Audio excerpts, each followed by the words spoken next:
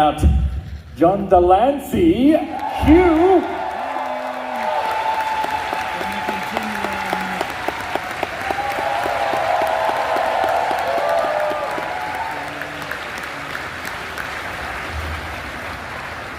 How about Data, Brent Spiner?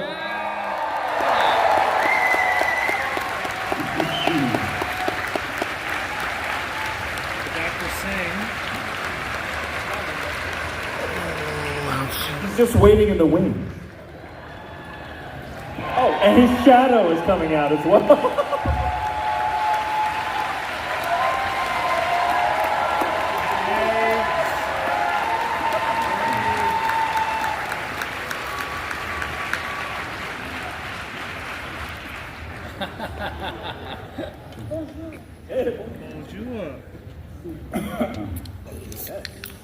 I know this trick. Yeah. I would never do that to you, Brent. You know. Are we supposed? What is this for exactly? You can doodle. President, I'd like to ask a Right. question. I was wondering about that. We can- Dear Brent. Taking notes. You're going to write Brent a letter right now? That What is a so cool. silly question. All right. Garrett's I am already not bugging me. I am not answering that question. All right. All right. Mr. President, here we go. You guys ready?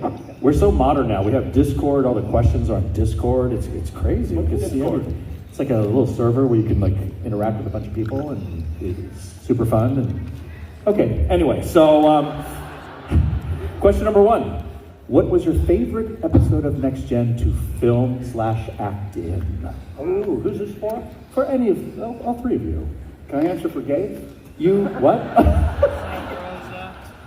Because I'm not answering that question. That's what I said. Okay. In my letter to you. she So did. you have to answer. Which one was it that I would love to? Well, I can't do it in your voice, but imagine I'm Gabe. My favorite It's so episode- beautiful. Yeah. I know, I haven't changed a day. It's Amazing. my favorite episode. Well, I don't really have a favorite. But let me just say, I just love all the episodes with Data. It would be a compilation of all my scenes. Exactly. Oh man. Oh my. Okay. You do have a. Are you refusing to answer? Oh, well, I thought he answered it so well. I guess. No, I would say, I mean, that really is the answer. That and any episode with Q. I mean, no, I liked the episode where I was alone. Remember Me. No. No, there are many episodes. There's little bits that I like of each one. Yeah, you know what? That's right. It's. I don't know about you guys. I mean, I didn't do anywhere near as many as you did, but they're bits. I think of little pieces here and there, but to answer it perhaps straightforwardly, They even- All Good Things I thought was a very good That was episode. that was good. Because that was the last episode. That's why. But I liked like just the little bits, any comic bits, which were about 2 or 3 in 2,500 years. But you know, like Data's Day, that was fun. But I also loved things like The Host because it was a really interesting new species, the Trill. And I loved the fact that it was daring enough to ask the question, what is love? Is it experiential? Is it physical? You know, all of that. I thought that was a powerful episode. Nice. I like that. Good answer. Okay. Who was the biggest prankster on set, and is there a story attached to that? Well, Was it you? no, not at all. Okay. I took my work seriously. There were Yeah, right. some people, one of them at the table right now, who was the only prankster on the show. Really? Wow. Case. I did not know. She had all kinds of little funny things planned. And I would say, Case, please, I'm trying to concentrate. I have a responsibility to your fans. And he didn't appreciate all of the kitty stickers I put all over inside his trailer, all over. There were several, you know, I'm from Ohio. We kind of like pranks and, you know, practical jokes. No one else in my cast liked them at all. And so when Patrick had become a Borg and Descent and all of those, right? He was a Borg and I was captain of the ship. I don't know if you remember, but... I think they remember, yeah. Anyway, so I thought, why not do a little redecorating for the set? So I put pictures of Wesley Crusher on the bridge. I put pictures of Odon. I was in curlers and a bathrobe. I did all this stuff. I had champagne, and I thought it was hilarious. Yeah. Patrick walked out for the 7:30 a.m. rehearsal, and he just started right in. He's like, "Okay, we're ready," and I'm like, he's gonna say something, you know? He didn't say anything. And, you know, meanwhile, all the set people thought it was hilarious, so I did get the crew liked my sense of humor. But anyway, at the end, I said, so Patrick, did you see this? And he went, what? Oh, darling, no, I'm nearsighted. I didn't see any of it. He said, I can only see this far. So that was kind of the way my jokes went. I love that you're the prankster. Yeah. Hey, yeah. but can I ask something? It says we have these things here. On the other side, it says my name on this side. On the other side, it says my name again. So I know it and you know it. But it also says, please remember, you may be on DC TV right now! Exclamation point. Yeah. What is that? Dragon Con? Dragon Con TV. Is that on all year round? No. It's just now. Yeah. It's not like a channel here. It's so that they can stay in their room And not have to and leave. not have to leave the They can hotel room. They can get and ready, watch putting on their next cosplay or working on their cosplay and watch the panel from the room. That's We what have to go to their room. Yes, we have to go to their Costumes. rooms. Exactly. We're in Help their them room cosplay. right now. Can we order room service? Can you imagine? You guys are getting ready and then Brent and Gates knock on your door. Hi, we're here. Like, yeah. Let's see your outfit. Yeah, let's see it. Turn around. But this thing says, please remember. Remember, yeah. Why do we have to remember that? Well, because in I already case forgot you it. start to act like a fool, yes, watch your you're, there's a disclaimer here. You know. Because in the rooms, in the Marriott, they Yeah. don't want any kind of, Crazy hijinks, I guess. all right. Okay. I like this question. It's from Sonic Euphoria. Question for all the panel members. What a great name. As I've gotten older, I found myself more interested in the reasons why an actor or actress chooses a specific acting role. Out of your entire career, which role means the most to you and why? That's a good one. Everyone looks at John. Yes.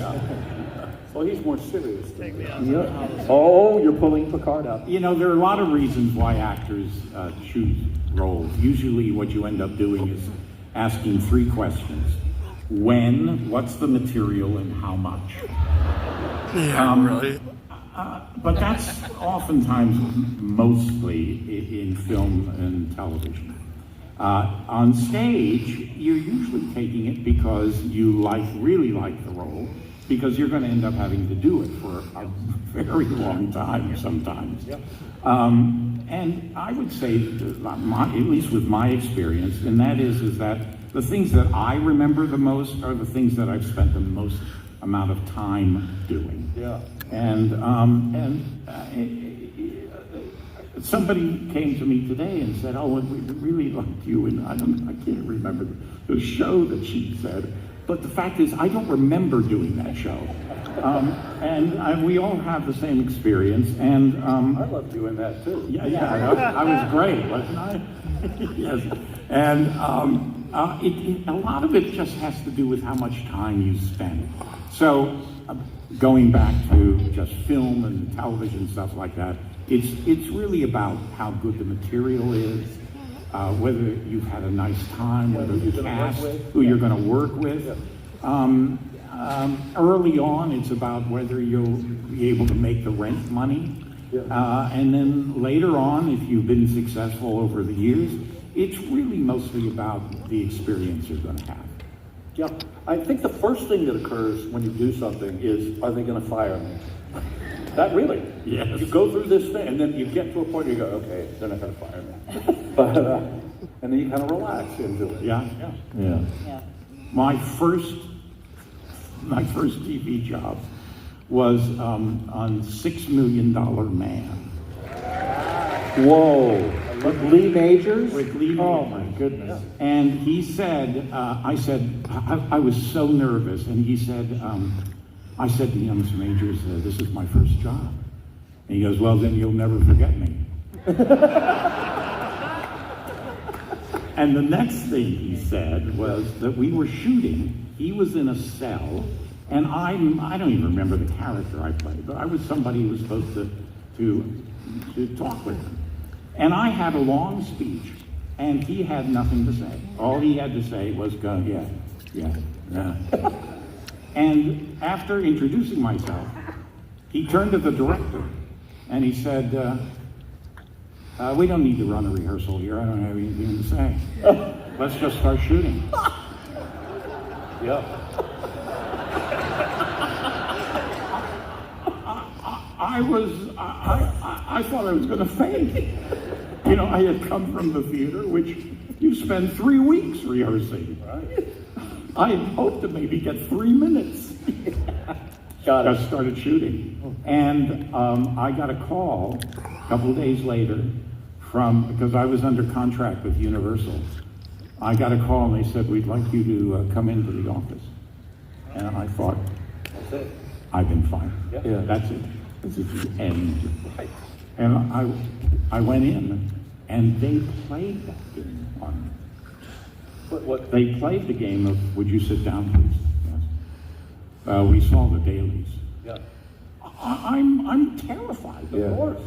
And they go, you were great. Oh, yeah. Boom, boom, boom, like that. Oh, Lee Majors, not so much, but you were great. Yeah. Okay. Yeah, we've all been there. Yeah. Yeah. And also, learning lines for film is completely different than learning lines Yeah. for the theater. It's completely different. Christopher Reeves was on the shooting or around the studio then, and we saw each other. He had gone to school. We had both gone to the same school.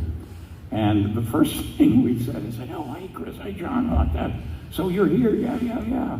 So how are you finding it? Oh, my God. You have to know your lines like you've never known them before. Both of us are saying this to each other. We're just looking to...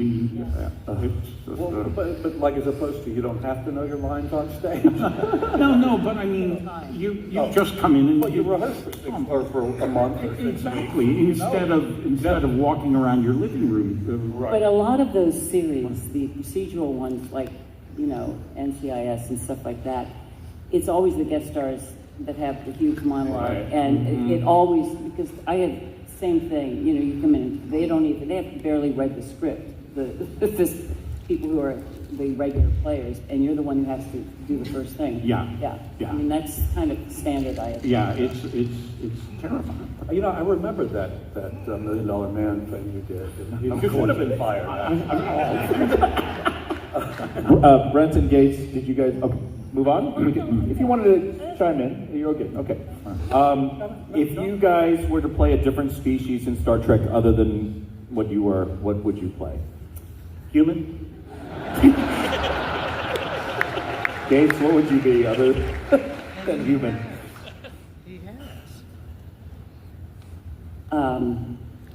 Dog?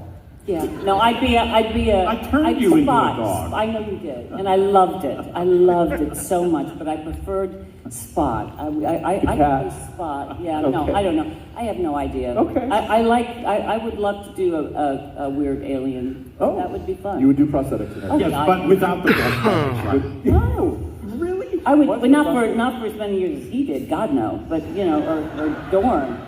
But I would do it. Definitely do it. Like that would be a fun thing to do for like For a guest star, a what? a Betazoid.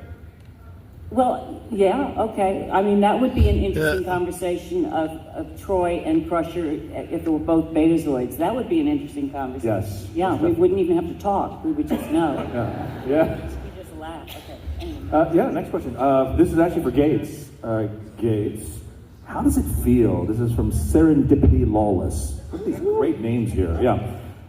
For Gates, how does it feel to be a cultural icon in serious ways, still inspiring women in STEM fields and silly ways, becoming a meme for a la Blazin' Bev? A la Blazin' Bev? Oh, that's from Sub Rosa.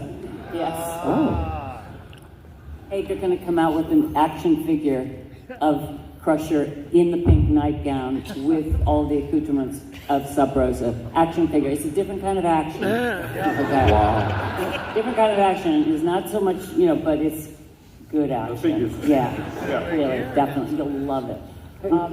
I don't think of myself as an icon, so I wouldn't know what that felt like. But I'll tell you, I've started to understand how important just role models are, and I am really very happy to be part of a show that has so many role models for people, because we need the next generations, and I love the fact that so many women I meet are in STEM, and also I meet so many people who are going into nursing and any kind of medical, psychology, all of that. That's really fantastic. So yeah, I'm just proud to be part of it. Yeah, what sort of role model is Q? Like George Santos? Somebody like that? Gates, this is really interesting. I found out recently that I know your neighbor, actually, believe it or not, Patrick. I don't know, he helped you film something with your action figures at one point. You had a neighbor help you film. The one who does Chimpunky? Yes. Yes, I see him a lot. I was just laughing yesterday, or day before yesterday. Yes. Yeah, he's great. When I was doing the very beginning, when I was on Twitter, years ago, and I think I was really one of the very first people. I took my action figure and I was doing these things with my action figure and taking photographs of it and posting it.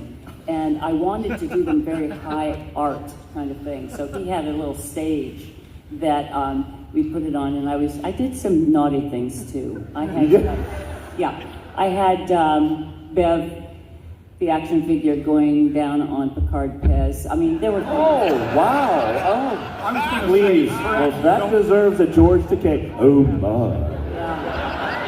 Please remember, you're on Dragon DC right now.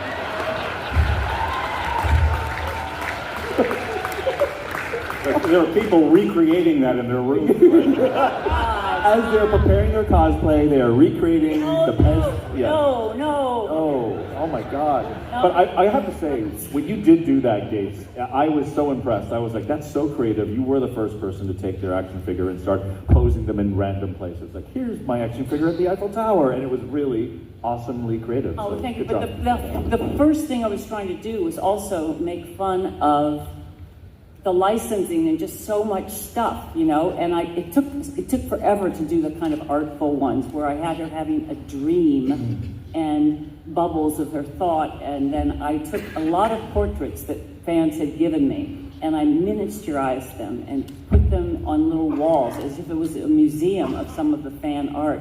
I did all this stuff, and it took forever, and I was sort of like, okay, this has got to stop. But it was fun when it started. Yeah. Okay, next up, this is from Cold Nick Hot for Brent Spiner. What, look at all this weird audio popping going on. I'm not sure what's happening. I'm sorry, guys. It's happening again. Look at that. It's like anytime we touch the table. Oh, now it's not doing it. Okay. It's too close. It's too close. I don't know what that is. Yeah. As Garrett fights with his microphone. Okay. This is for Brent Spiner. What was it like playing Data and Lord in the same episode? Like swimming in a rainbow with chocolate sauce. Yeah, with chocolate sauce. It was an opportunity to work with my favorite actor.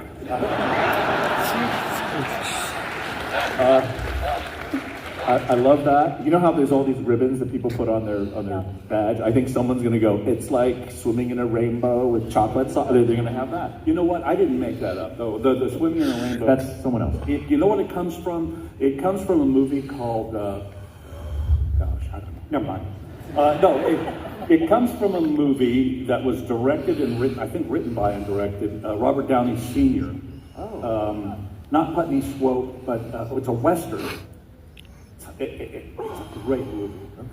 Anyway, there you go. I can't think of the name of it right now. I could when I was younger. All right, that's okay. John Delancey, this is from Hales B. Let's doing it again. Why wasn't there ever a Q spin-off show? Yeah. I don't make those decisions. There should have been. Yeah. Yeah. It's not too late. I actually, I guess I was having dinner with Rick Berman, Yeah. and I said, you know, you should do like a Where's Waldo, except Q. Yeah. You know, we could do all sorts of different periods in time and what have you. He was not impressed. Okay. All right, this is for everyone. Did you guys grow up watching Star Trek before taking your roles on TNG? Yes or no? No. I watched some. I watched a little of it. I used to. When was that? I was in my 40s. No, I was. No, I watched it when I was in college, and I would come home. You know, it was on the afternoon in rerun, and I saw a few episodes then. Okay. I love doing your homework. Loved it. Yeah, I didn't. And it was a couple of years into TNG that I was in a hotel room and I was flicking through the channels and it was Star Trek. I went, you know, I've got to watch this. So I took a look at a show, and perhaps you'll recognize this. It was the original cast around in a circle. And in the middle of this circle was a pedestal, and on the top of the pedestal was a fish bowl with a brain in it and some bubbles. And then behind that were curtains, and everybody was on a flat sound stage. Yeah. And I went, this is the cheesiest. This is the cheesiest thing I've ever seen. Oh my God. And then I'm watching them and they're doing the dialogue. And this was one of these scenes, and we've all been in them, that you kind of go, this should never have been shot. That I watched Shatner throw himself into the middle of the circle. And as I'm watching, I'm going, oh my God. Here's an actor who's making this scene that doesn't deserve to be shot. He's making this work. I think they all did. I did watch it later because I felt like an idiot that I hadn't seen it. I knew who they were. I would see the iconic poster of Spock and you know, Kirk and the Doctor and things like that. But it is absolutely true that it's very impressive, their commitment to playing the parts when the production was, they had no money at all. And so the sets were really funny. Yeah. Almost. Well, I mean, it turns out that somebody, I told that story to somebody, and they said, oh my God, you watched what is considered to be one of the worst episodes called Spock's Brain. Yeah. And I had seen the movies. I knew the movies. I just was not much of a TV watcher. So I knew all the movies. I knew the characters. And then working with Leonard, I got to hear a lot of stories. Right. And you're right. They took it seriously. They took it seriously, that's why it worked. And they also had a sense of humor about it, but if you're doing something, whereas we were in such realism, comparatively, it was very real. And that was what I think Gene wanted to do for our series. He kept saying, I want to really show people that they could have families living up in space, and it really is, there could be hundreds and hundreds of people on board a ship. So that was a very different tone, but we still had, because you had people who were playing Klingons and other species, there still was this elevated. And we've all been, we've all been to Ticonderoga, where they have the original set, or at least a replica of the original set. Three of us were there. Yeah, we've been all there. And it's really interesting to go into those sets. Yeah. The colors of those sets, because this was just the beginning of color television. Just walking around those sets is really, modern. I mean, I loved it because the modernism. It didn't even show up on TV as beautiful it did. Yeah. Their recreation. I just love the backstory behind Ticonderoga, because the gentleman that built that entire set, his normal day job is an Elvis impersonator. And Right. he saved all his money Fabulous. up. He's really good. He saved his money up until he could do a actual life-size replica of the TOS set. I mean, And he the did it bridge. because he also really loves the city where he grew up in Ticonderoga, and it was a town that was really in trouble financially. It was just a place close to some resorts, and it's a really fascinating American history area. And like they have the schoolhouse. It looks exactly like schoolhouses in the 40s and 50s. Yep. It's just in perfect condition, and all of the people in the town. They built it for no money. They just all contributed and built it out of love of Star Trek, and it's quite wonderful and moving. Yeah, we actually filmed Star Trek of Gods and Men, the independent Star Trek film. I don't know if you guys remember that. Okay, so we filmed it on that set, and the craziest thing is it was the middle of August, and upstate New York, the humidity, the heat is oppressive. The cooler place was just outside, and the funniest thing is watching J.G. Hertzler in complete Klingon makeup, standing on the side of the road, just right in the parking lot with a little tiny fan, like. It was the same time as the Harley Davidson Festival, so every 5 minutes Harleys would drive by and they would look at this Klingon with a fan, and they were like, whoa! They almost crashed over and over again. It was horrible. Here's a question from Ripley68 USA for all panelists, for any panelists. With the emergence of AI, artificial intelligence, how do you think it will influence future episodes of Star Trek? Oh boy. Hopefully not at all. Okay. I mean, Yeah, really. yeah, I mean, my research, I just read, AI is failing, isn't it? It's not, Failing? Well, it's not as good as. well, they just canceled it, what's his name, what's that kid's name who does, Facebook? Zuckerberg. Oh, he just canceled his whole AI program. Oh, it's not, they're giving faulty information, and it's not doing what they hoped it would do. Okay. Well, we're just all, since they have, they've always made sure they have they have our, what do you call that, when they scan our whole bodies and their faces, and they have God knows how many years of our voices. I certainly hope they're not going to be fabricating episodes with our voices. They need our permission, but we'll see. We'll see. Yeah. Yeah. We have to be vigilant. Okay. From Kay Mullaney, hi all. Star Trek has a long history of an enormous LGBTQ fan base. My question is, if your character were to have a queer relationship, what character do you think they would be with? I always thought that Q was bispecial. Yeah, exactly. So I was already there. Okay. Okay. Gates? Oh God, I have.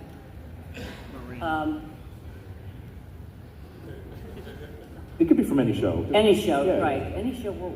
That doesn't What, matter. okay, the submarine in Hunt for Red October. Great I think answer. I'd enjoy it. Great answer. Please remember, you are on DC TV. Lord. You know, I never knew this side of Gates, and it's wonderful. It's absolutely a joy. It's so refreshing. He's a prankster. She's a. He's foul-mouthed. She poses her action figure in very questionable positions. But I'm very nice role model. Yes, you are. Brent, you are. Brent, who would Data have a same-sex relationship with? Who would it be? Spock? Okay. I mean, finally, I don't know. I'm thinking, let me think about it. Yeah. Good. That's good. Yeah, all right. Thank you. No, I don't. I really don't know. That's a tough question. Yeah. Yeah. Because, you know, you assumably have to be attracted to that person. Right. In order to come up with it. And I don't find anyone on any of the shows attractive. It's a good way of getting out of the question. I love that. Well, you, Garrett, who else? For John Delancey, if offered, would you reprise your role on Days? Oh, Yeah. no. Gene. Yeah. Gene. Yeah. Bring back Eugene. Yeah. You know, they asked me once or twice, and the thing is this, is that it was a very unusual time, and I had an extremely unusual setup there. They gave me such license, far more than I should have been given. Far more than I should have been given. And also, on top of it, it was Arlene. And Arlene Sorkin is now gone. So we would never, you know, sometimes you have to figure that you can't go back, and this was definitely a show that I felt that way. I always like telling the story that Brandon Tartikoff, who was the head of NBC at the time, Arlene and I were down on the soundstage, on the floor, and we got a word, Brandon Tartikoff wants to see you in his office. And everyone went, ooh, this could not be good. And we walked into his office and he said, okay, guys, you're very funny, but you're killing me. When you came on Delancey, we had one censor who came in once a week. And then you and Arlene got together, and we now have 2 censors on all of your scenes alone, and you are still getting stuff out there that you shouldn't be getting out. You're very funny, but you're killing me, and you gotta stop it. God, I love that. We had a great time. Yeah. Good. Next up from Iron Halo. Look at these awesome names. Iron Halo for Brent. I've met Iron Halo. Have you met Iron Halo? Yeah. Okay. Brent, how did playing Bob Wheeler on Night Court prepare you for bringing Data to life on screen? Good question. Yeah. How did it prepare me? And I'm not exactly sure. Trying to think about it. Yeah, not at all, actually. Okay. Hey, I want to give a shout out to somebody, Yeah. if I could. One of the fans. I love the great thing about Dragon Con in general is that people come in costume and dressed up, and it's amazing.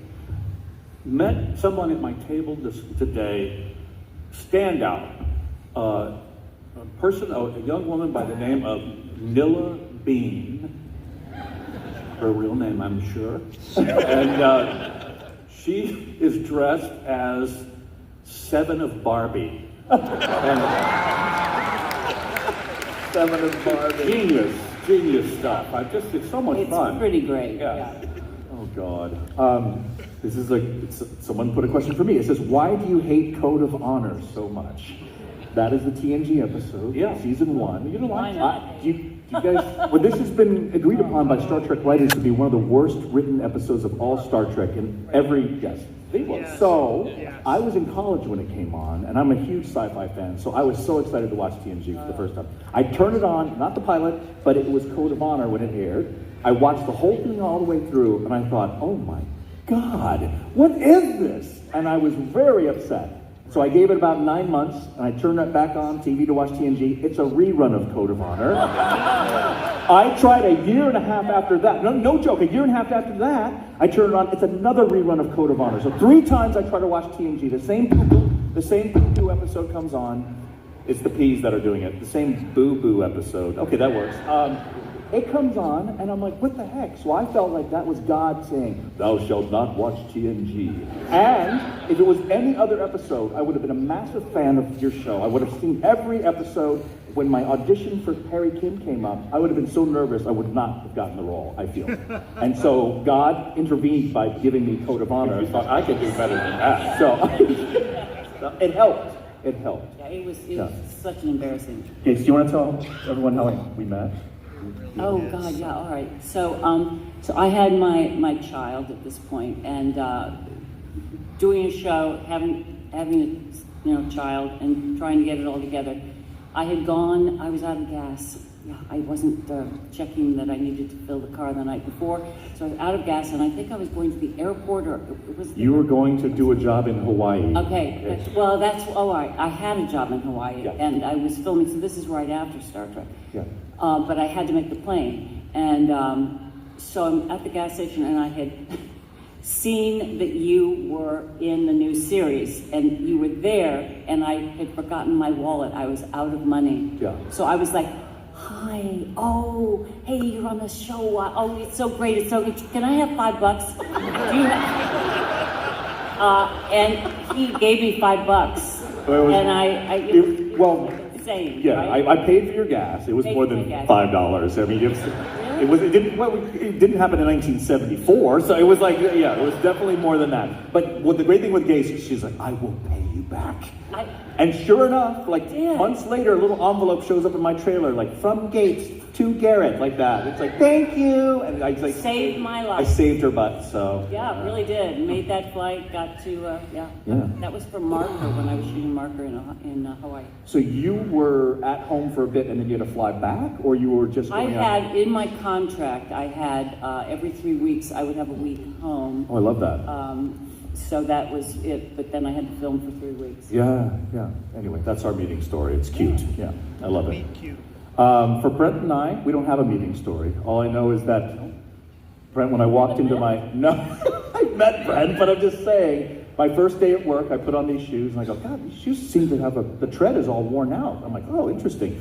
And I open it up to do more investigation. There's a name on the inside, B. Spiner. So they gave me your shoes from TNG to wear. Yeah. So, yes. Oh my God. And I should have been more excited about it, but I was like, they gave me used shoes. These are hand-me-downs. It was horrible. So I told Bob Blackman, I go, what are you doing here? And they said, okay. But in hindsight, I should have said, ha ha ha ha ha, these are Brent's shoes. But I didn't do that. Those shoes auctioned for $100,000. I realize that now. Oh my God. All right, let's have another question. So, other than Trek, what is your favorite acting gig that you guys have done? Outside of Trek, just there has to be one. Oh, I love everything I've done. What's that? Dude, where's my car? Yeah, I mean, a classic. But it's nowhere near Master of Disguise, really. You know, when you want to talk about classics, right? Oh my, Independence Day. There you go. That was a great role. My favorite, I think, was Cloud Nine. I had the triple role in Carol Churchill's play in New York City, and I loved that. Either that or, I think that was my favorite. It was fun. Great. John. I did a show with Mel Brooks, and Cloris Leachman and Harvey Korman. Wow. And I never have gone to the studio when I'm not called. I used to go when I wasn't called. Yeah. Wow. I had a really good part What was that? called Nut House. Was it serious? Yeah. Yeah. And What? It's okay if he says that. All of you upstairs at the DCTV, Nut House is not a bad word. Only when Gates says it. I remember our first reading was at Disney on a Sunday, I think, which was sort of strange. And all the actors were around the table, and I mean, Harvey Korman is just, oh my God, and all the actors were around the table, And then the execs were sitting on chairs up against the wall. And, and we finished our read, and Mel Brooks gets up and he says, "Some of you were wonderful. And some of you sucked. And you know who you are." That's brilliant. And then he goes, "Now I want all the actores," that's Latin for faggots, to go outside and start learning your lines, while I sit here and talk to the suits, you Nazis the comedy.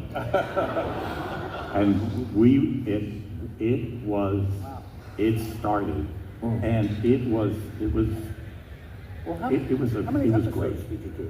I did the pilot. Oh, just the pilot? Yeah. But I don't remember that series. I mean, did it air? Maybe it was Yeah. just the pilot. Yeah. Yeah. Do you, who here remembers Nut House? Yeah, no, I know. Yeah. That was one person. It was one of those. It was one of those things too that it aired, and this is. I usually don't like watching myself or anything, but I made an effort to watch the show when it came out, and we started the episode started, or the show started, Nut House and stuff like that. And then all of a sudden, we interrupt this program. There's been a plane crash, and it got interrupted. 9/11? No. But they interrupted the show. They the interrupted. pilot. They interrupted the pilot. Yeah. Yes. Yeah. I think that the show only had about 6 episodes. Wow. Yeah. Mel Brooks. Yeah. Here's a random question from Tandem. Who was the best cook in the cast? Who was able to cook up them vittles? I I've would never say said Gates vittles is in a a wonderful Yeah, cook. Gates. Gates? Yeah. Oh. Oh, shucks. She cooks, she does pranks. It's like, Does naughty things. she does it all. Action figures. It's amazing. No, but she is, I think, well, Marina cooks Marina too. cooks too. Who else? Does anyone else do? No. Jonathan does. Does he? Yeah. Jonathan, when I visited E&G in New York, remember when they had the New York Yeah. apartment? He was making potato chips. He made me potato chips. He He was frying up he does potato make chips. potato chips. Yeah, he but does. That's all. Oh, okay. All right. Who Okay. makes- I love to cook. I've cooked for both of Making you. potato. Yeah, I'm a wonderful cook. Making potato chips is fun. Yeah. I love that. I've never Maybe done you it. should get together with Jonathan. We can make some. That's right. Make some potato chips. Okay, here's another one. Potato Trek chips. And, I was just looking for another opportunity to sell something. Brent, Gates, and John, did you guys have any Star Trek TNG guest stars who were particularly memorable for good reasons or bad, other than John? Yeah. Oh, yeah, John. We had some really wonderful guest stars. Totally. Okay, so all good stuff. There's never. No, I don't remember any of Except for the them. guy. No, the guy when we did Crash the Gates. Oh my God, it was amazing. Oh, that's famous. That guy. Well, that was Unbelievable. actually quite wonderful. 'Cause, Yeah, it I was. First season. Yeah, yeah. It was in The Big Goodbye. Big Goodbye. Lawrence Tierney, who was a star in the 40s, played Dillinger, famous movie of John Dillinger, and he played Dillinger. Wonderful actor. He's in Reservoir Dogs. He's the old guy in Reservoir Dogs who puts it all together. He was fired from that movie, Reservoir Dogs, and I think they hired him back just to finish it. But he was really a peculiar human being. Scary and a little angry. Yeah. And he arrived at Paramount Pictures to shoot the first day on the show, and he got to the guard gate where you had to come in, and the guard said, "Oh, I'm sorry, you're in the parking lot on Van Ness Street. It's just 2 blocks over." And he drove through the guard gate. The arm broke the arm, and drove to the set. Parked his car in front of the soundstage. Furious that he wasn't given, Yeah. Oh my God. But Yeah. he was scary, and he would do this. You'd say something, he'd go like, and you go, oh. and there was actually a moment where Patrick said, "I'm scared," and I said, "I know, me too." And then they kept, there was a scene that Patrick and Larry had to do, and they kept asking for quiet, and he kept talking, and then finally Patrick went, "They should be quiet!" He said, "No, you be quiet." And he said, okay, Picard, take it easy. It was so funny. It was But he so really, funny. but famously, after doing our show, he did a Seinfeld episode, and he pulled a knife out of that kitchen set, and they were terrified of it. Oh my Scary God. dude. Yeah, he was. Wow. But That's a great story. but Thank talented, you. very talented. Yes. All right, here's a great question. Of all the That's new- all that counts, by the way. Yeah. Of all the new Star Trek that is out there, that's being produced, what are your favorite, which one is your favorite show of all the new Trek shows that are there? Well, I really loved Lower Decks, of course, a lot. I thought that was, I really thought it was brilliant, and all the actors on it were just fantastic. I also think Strange New Worlds is great. I have to say, I haven't watched every episode of these shows. You know, you see snippets, and if you're on the cruise, they always are showing episodes. But what I do think is great is they keep going forward, you know, like we had the holodeck. That was the first time the holodeck had ever happened, was on our show. And now to see Strange New Worlds and sort of just where people are going beyond just the normal holodeck, like to have a whole show where everyone's in a musical or do things like that, I think is great.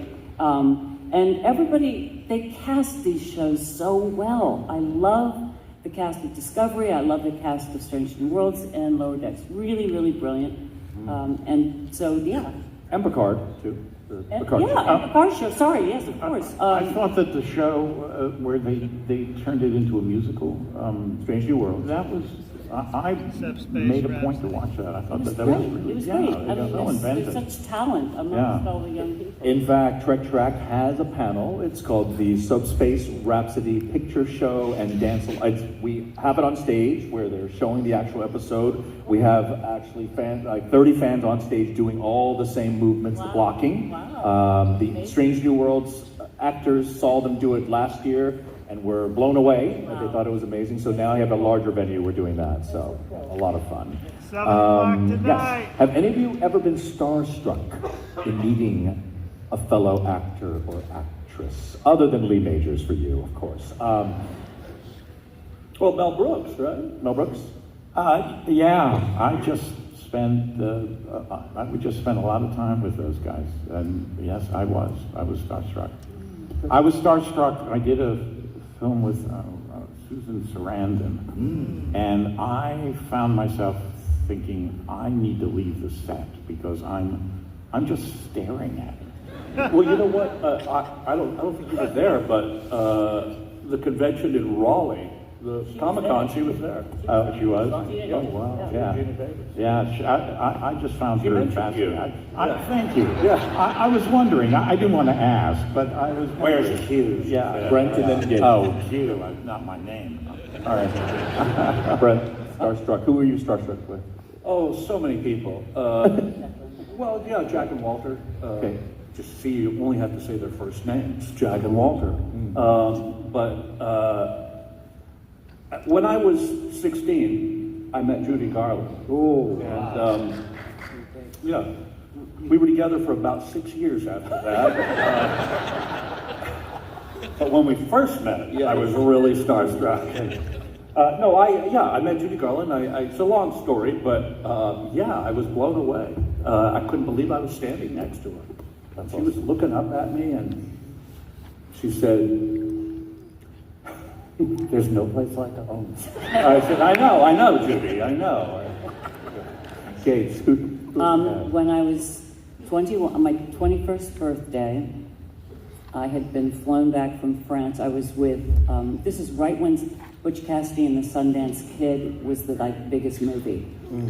And I choreographed the Harvard Hasty Pudding Show. And he was the man of the year. And because I was the only woman involved with the whole show, I got to sit next to him for dinner on my 21st birthday. I made a complete fool out of myself. Thank you, Brett. But my God, was he Paul? so handsome. Oh my God, he was handsome.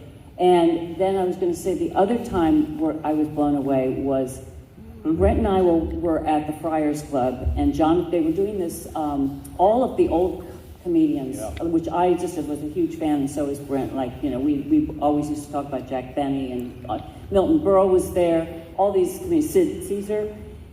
And Jonathan Winters, we just wanted to introduce ourselves to Jonathan Winters at the end, and he ended up doing 20 minutes of nonstop comedy that had us laughing just for us. That was one of my, it was crazy. And he was just going on and on, and it was just for us. It was incredible. Yeah.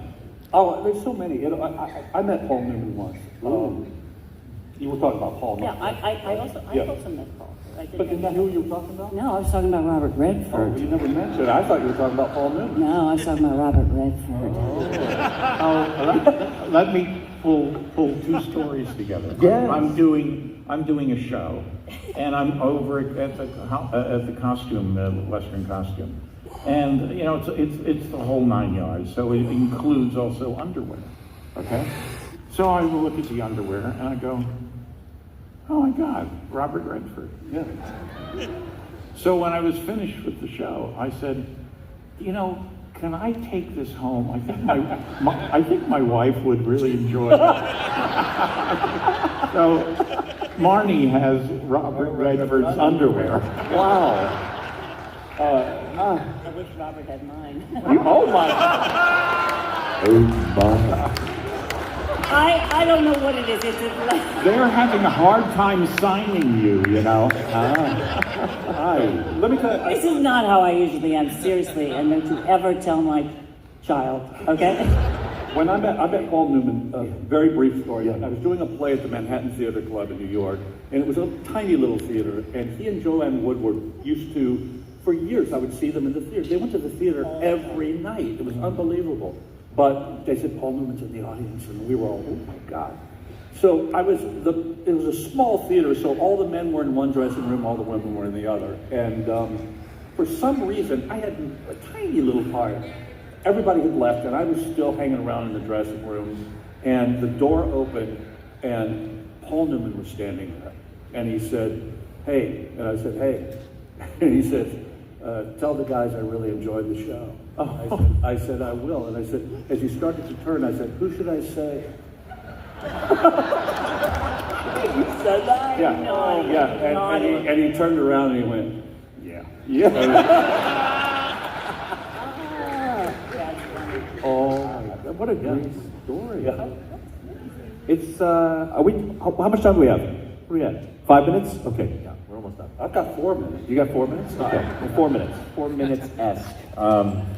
I just wanted to share with you guys, my crazy moment was with Stan Lee. There you go. Stan Lee, I'd always told this one convention, if someone gets sick, I'll moderate, I'll fill in, okay? And they said, yeah, Saturday at 4 p.m., you're on. I go, who? They go, Stan Lee. I go, oh, you mean Stan Lee Marvel or Stan Lee some Chinese dude? And they're like, Stan Lee Marvel. And I go, okay.